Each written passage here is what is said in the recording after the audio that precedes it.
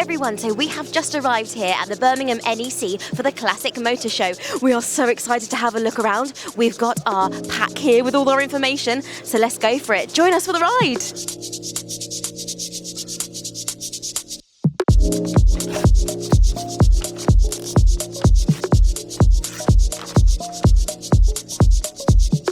So we have just come across this really cool and unique little car here. So this is a 1966 Wolseley Hornet. It's a Heinz convertible. Now this is a really special car because it's one of 57 built by Crayford, but they were never sold to the public.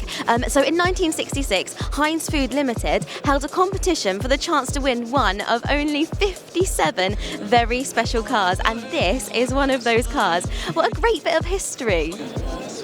There are the 57 and the wearer waiting to be won. So Heinz said, well, I have 57. And because they were used to working on one car at a time, all of a sudden they had 57 cars delivered. So they borrowed a nudist colony to store the cars while they cut the roof off. Really? Indeed, yeah. That's brilliant. And of course, because the ladies bought the tins, they had the competition form. That's brilliant. And only one man was entered as a winner out of 57. Wow. And that man was underage and his dad wouldn't let him keep the car. That's so mean. Yeah, I would never have talked to him again. The car came with a picnic set, a radio, a makeup tray.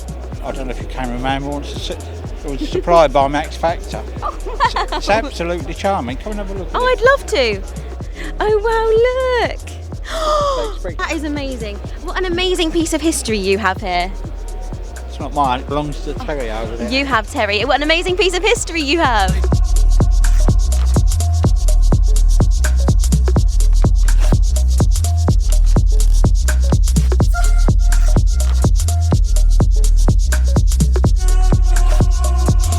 Check out this whole collection of Sinclair C5s, and on here it says that you can use 50p's to put in them, and they used to be on Blackpool seafront. How exciting.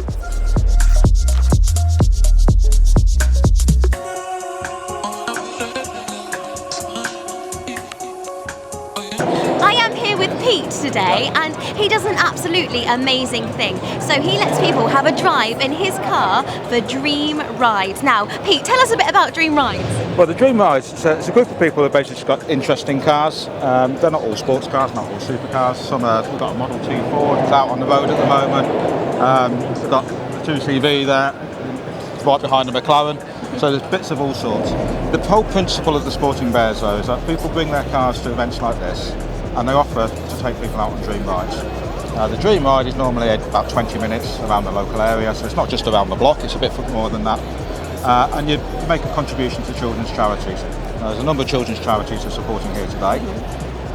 But what we do is the contribution to charity, and this is the vitally important part, every single penny of it goes to the children's charities. There are overheads, of course there are. Any event has insurance, we have fuel and everything else, pay for the cars. The drivers fully fund the cars, and our membership pays for all of the admin behind the scenes, and it even pays for the credit card fee. So if you pay £25 or £70, depending on what car you go out in, every single penny of that goes to the children's charities. It's a wonderful thing as a driver to be part of. I enjoy my cars. Most people do enjoy their cars. I enjoy driving the car. I enjoy sharing the car. I get to do that and make money for the children's charity.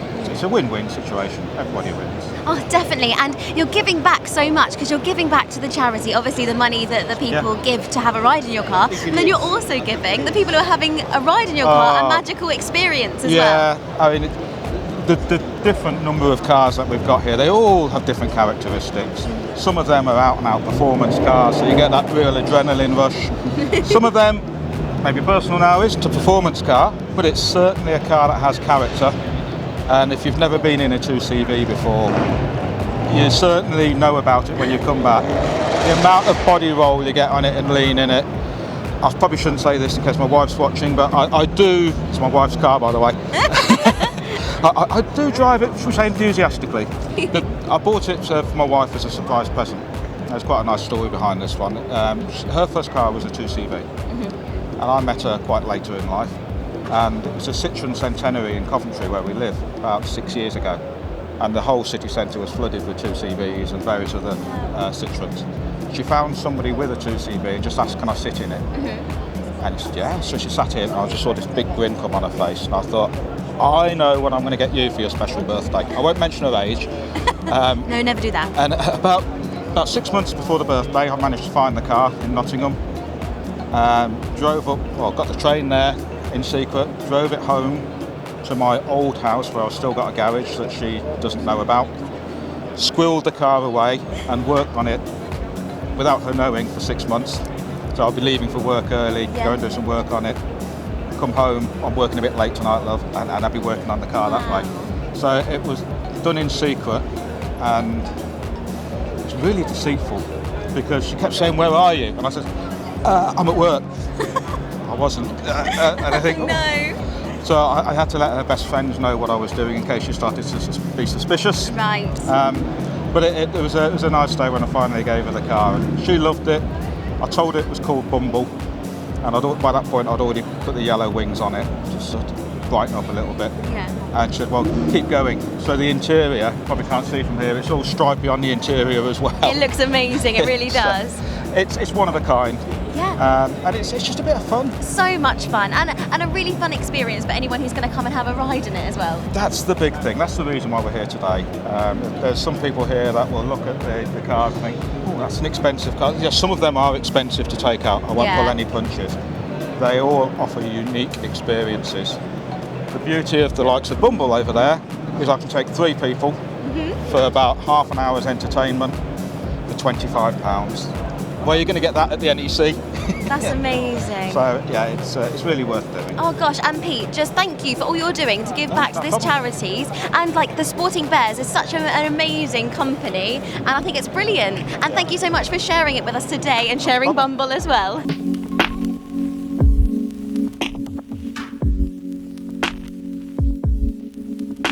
We're just outside the Burton Power stand, and we're about to take a look at a Mark II and an RS Cosworth rally car.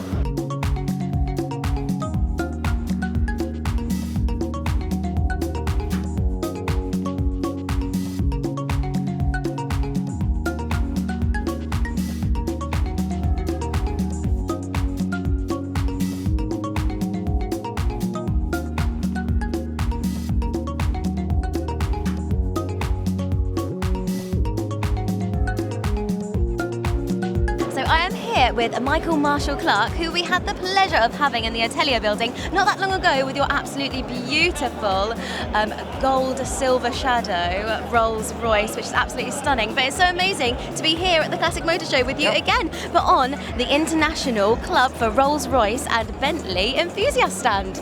And you have got an absolute treat for us to see. Yes, I did promise you last time I saw you, so here it is. So straight from the 1970s is Rolls-Royce's own version of a car configurator. So all nicely leather bound, and you'd have gone into the showroom and you'd have chosen your colour. So here are all the 1970s colours that you could have had. It's absolutely brilliant. And all the full-size colour chips for you to choose the colour of your brand new Rolls-Royce. And if we use my colour, of course, because it's the best colour, as an example. So here she is, Regency Bronze, and there's your paint reference, and then you would have chosen your car. So there we go. There we go. Yeah, Rolls-Royce Silver Shadow Saloon. That's what it would look like in that chosen colour. It's brilliant. Or you might have wanted a Corniche, or even a Phantom. It looks brilliant. But as you know, mine is a Silver Shadow. So then when you've chosen your colour, what you would have then have done is the salesperson would have tried to get you to upgrade to an Everflex roof. So here's all of the different colours of the had so Everflex much to roof. choose from, didn't they?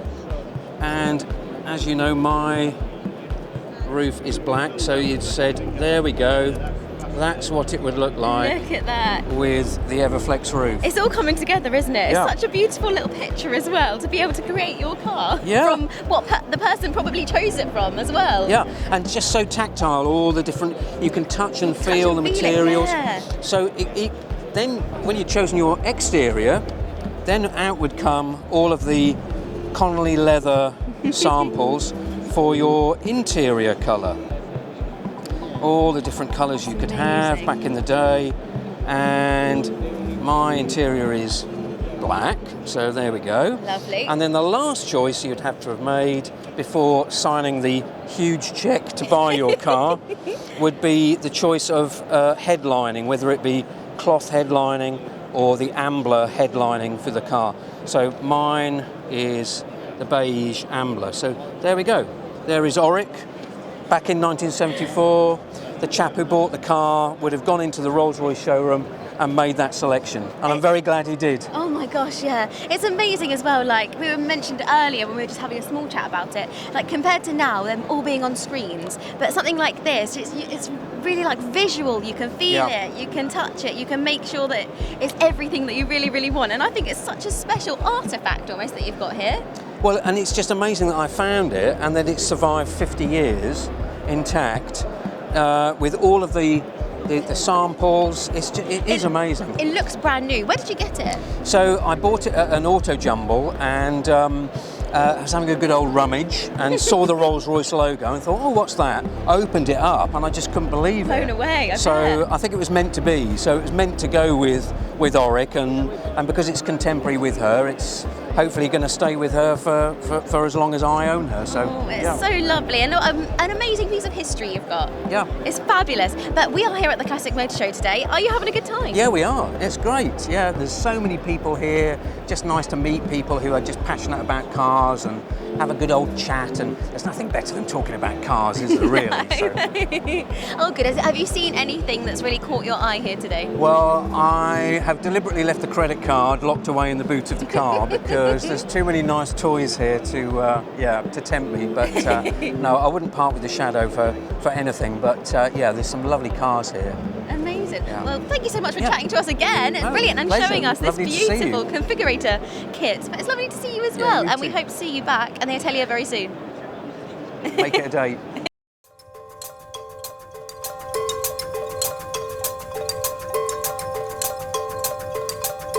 We've just stumbled across our friends here at Iconic Auctioneers. There are heaps and heaps of bikes ready to be auctioned off. So have a look and see if there's anything you fancy.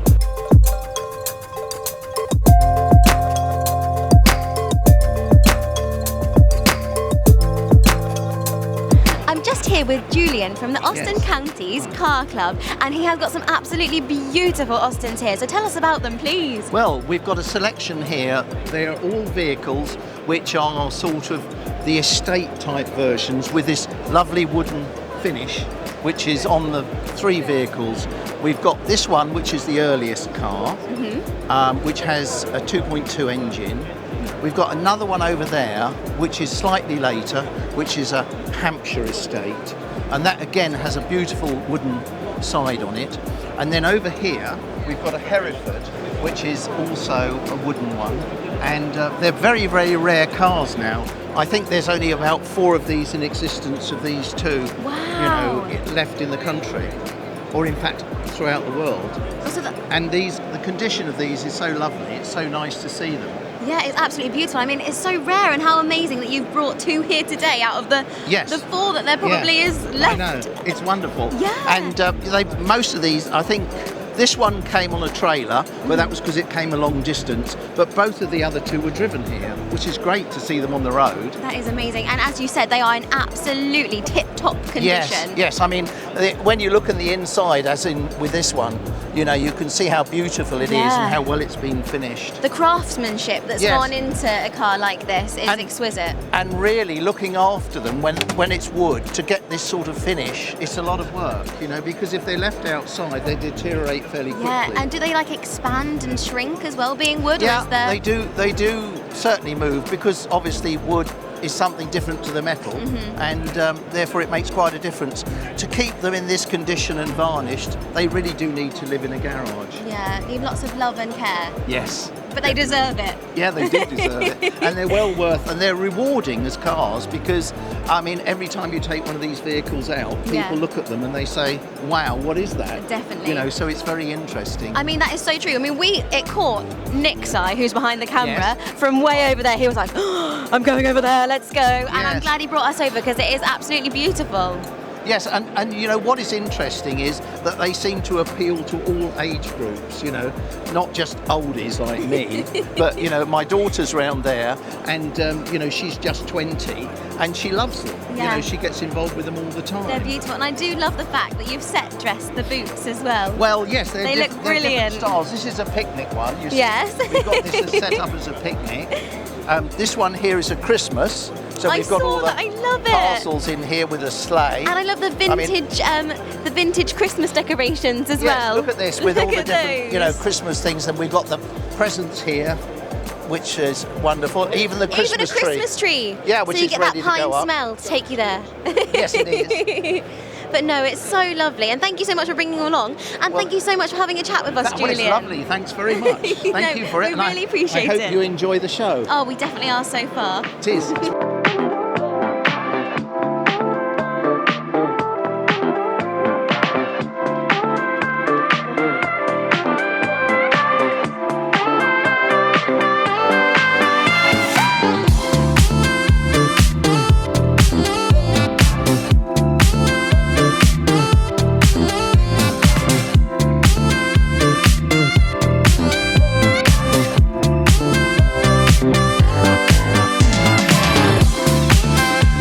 Look at some of these hot rods and gases.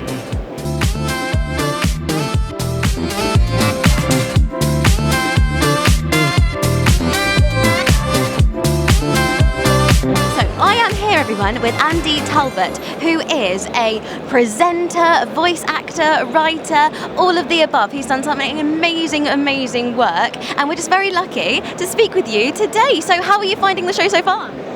Yeah, it's a busy one. It's one of those shows that brings everybody together in the year, so everybody's kind of meeting place. So I spend half the morning kind of catching up with people I've not seen since last year. Yeah. You mentioned earlier that you used to be kind of into the theatre, so you went to drama school, but now it's all about kind of classic cars and the automotive world. So how did you get into the classic cars? Well, basically, I think growing up, I think a lot of people that they aspire to certain cars that they grew up with or cars they wanted to own. I remember my grandfather, he had a quirky VW called the 411, which a lot of people won't know much about. In the 70s, he used to take us to school in it. And it was just different than other cars. And I just remember the feel and the textures of the inside and the sound it made. And then I was always into films, so and movies, and I kind of got interested in you know, how things looked, and I wanted to be, you know, I saw Star Wars when I was 10, so I wanted to be George Lucas and things like that. So it was all about the creative side of things. And that led me into, you know, going to drama school or studying drama and theatre. Yeah.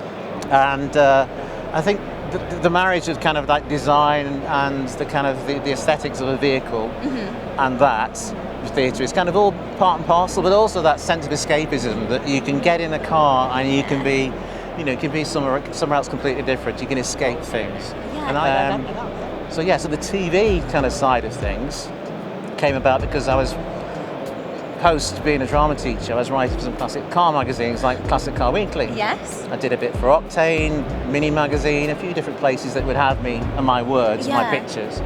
And from that I applied for a script writing job with a TV company, and they said, we can see you do voiceovers as well, which I was starting to do.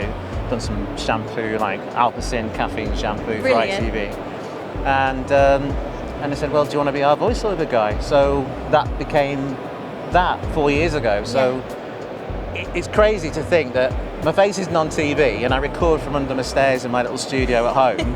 Brilliant. But I'm probably on TV more, my voice is anyway, than anybody else in television, because even the Mike Brewers, the Wheeler Dealers, even more than him, because we record 104 programmes a year for ITV4. Yes, it's buried at, you know, 0 o'clock in the morning on a Sunday, repeated on ITVX and on Tuesday nights as well. And the show's been going with Greenlight Television. They've been doing it since before I got there, since 1997. So it's the longest running car television format, even more than Top Gear. Amazing. Single format ever. It's so cool. Yeah. So like guys, if you're listening now and you're thinking, gosh, I recognise that voice, and now you have a face to the voice. Yeah. It's always a disappointment. No, don't be silly. Yeah. You mentioned that you loved like kind of filmic things, and I read one of your articles about the mini moke. I mean, if you grew up in the 70s or 80s, there was a TV show called UFO on television, made by Jerry Anderson, that made Thunderbirds, normally with puppets. So he made this program UFO, which had live action and real people acting in it, and he wanted some quirky vehicles for it. So he turned a mini moke into a 6-wheeled mini moke with a futuristic body on it. Yeah. He made them for a film, but then used them for the program UFO. And but yeah, there was a guy down in Essex, and James Winch. James found this in the Canary Islands, this car, and he brought it back to life. So it's actually something that people would have seen on the screen, on the TV. Now it's going around to classic car shows around the country. Yeah, but that's just one of many. One of many, but that's just a little one that I saw, and I really enjoyed reading. But this is the thing about cars taking you back to things or places. So has there been any car in here that you think we need to make a beeline for because it is pretty amazing, that you've seen, that you've been like, that's the one? The one. I mean, there's lots of things for different reasons. I mean, there's some amazing Tatras over there. I tend to like the stuff that's kind of survivor car kind of thing, where it's just survived and you can see the patina on it. Yeah, I do love a bit of So anything like that, but I'm still finding out. You know, I know there's a nice display of a car company called Panther from the 80s, and they've got there's a display of Panthers in Hall 1 as you come down the stairs on the right. And you wouldn't see any of those together ever anywhere else. So but there's a line of them there. Okay, cool. So that's quite a sight to behold then. We'll go and visit over there. I think if you see en masse a number of, one mark together, that's the thing to look out for here, and to be able to compare the different models and the different configurations in different markets. That's the interesting thing. So so look at the groups that are there, the groups of cars, and compare them. That is fascinating. Yeah. Okay. Well, thank you so much. It's been an amazing chat. Pleasure. I've thoroughly enjoyed it. No, ain't nobody gonna love you like I do.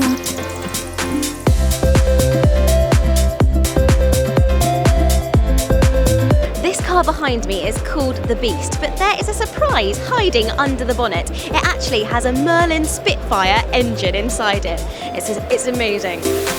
Just wanna be wasting time, wasting time, wasting time. Just wanna be wasting time, wasting time, wasting time. Just wanna be wasting time, wasting time, wasting time. Just wanna be wasting time, wasting time, wasting time. Just wanna be wasting time. Just wanna be wasting time. I am here with Mary this afternoon and her amazing 1940s ambulance. So Mary, tell us about it. 39. Sorry, 1939 ambulance. Please tell us about it. This is, as far as we know, the only one left. They've made about 500 of these, and they went over to France in 1939 with the British Expeditionary Force. Why this one didn't go, I don't know, but most of them were lost at Dunkirk. Right. This one somehow has survived. Bit of a checkered history. It was made, it was turned into a knife grinder's lorry in Leeds, so it went around all the big posh hotels with a grinding wheel in, and went and sharpened the chef's knives. Then it became a mobile shop. Then it was sold to a pub who wanted to paint their pub sign on. Oh my goodness. By this time it had lost its canvas and was panelled. Right. Then it was going to be bought by a museum, but they couldn't get it in through their doors. Oh no. And then the man who started the restoration found it, and it went through 3 different people through restoration, till eventually we got what we see here. Wow. And I'd fallen in love with a very similar vehicle called an Austin K2, which some people might remember the late Queen drove. There were lots of Austin K2s, but this is the only Morris. Wow. It's amazing. It's so special as well. So I bet you are asked all the time to take it to like military shows and things like that, are you? I do get asked a lot, but yeah, as it's so rare. It only does 25 miles an hour-ish. Does about 8 miles to the gallon. So I generally only take it to fairly local shows to me. Got you. But I must admit, as of Tuesday, I bought a lorry transporter so I can take it further afield. There you go. As you do. Yeah. That is absolutely amazing. I absolutely love it. So would it have been 25 miles an hour when it was brand new to be an ambulance? Probably would have done about 30, I was maybe gonna say, a bit more. Not getting anywhere very fast, are they? No. And of course the roads weren't very good. The lights were pathetic. Oh, I see. So, you don't want to be going too fast on bad roads if you've got patients in the back. Exactly. And is it constructed in the back as well? Would you like to come have a look at the yes, back? I would. Oh wow, look at this. This is as it would have been in the back, and you can see there's actually 4 stretchers there. Oh yeah. But you don't have to be that thin, because what you've got... Do you want to do that? You've got that to hold. You've got a handle there, and you just turn it. So you put someone on the top. Oh, and then you turn it? Turn it up. I'm not going to do it all the way, but it goes up to there. Wow. Then you can get someone in the bottom. There you go. And at the other end, you just take them out, back down. Back down. Gosh, that is amazing. And I think it's so fabulous that you've brought it back to its original state, so it's back to what it should have been. I wish I could say I brought it back, but I'm afraid I didn't do the restoration. I'd love to say that I did, but I didn't. Somebody else much cleverer than me did the restoration. I just smiled, spent a lot of money and drive it around now. Well, I'm glad you did, otherwise we wouldn't see it here today. That's true, yeah. It's hard work driving it because youngsters like you won't remember no power steering, no synchromesh on gears and all those sort of difficulties. Yeah. Anybody who's a bit older might remember, but it's hard work. Gosh, and it's a massive vehicle as well, so it's a lot to turn and carry without all those things. It's got a 48-foot turning circle. Oh my goodness. I haven't tried it out, but that's a lot of field that you need to turn it round in. So I try and get to events early so I can park up first. Yeah, brilliant. Amazing. But thank you so much for sharing this bit of history with us. Thank you. It's been great to talk to you. Amber the Ambulance. Amber the Ambulance. Amber the I love it. That's amazing. Thank you so much. Facebook page. Oh, has she? Yeah. Well, I'll definitely give her a follow. Amber the Ambulance, the Canvas Queen. The Canvas Queen. It gets better and better. Brilliant. Well, thank you so much, Mary. This is what a driver would have worn. Reenacting Reenacting it completely. Yeah, reenacting. And you look gorgeous in it. Yes, nearly as gorgeous as an idiot. Thank you so much. No problem.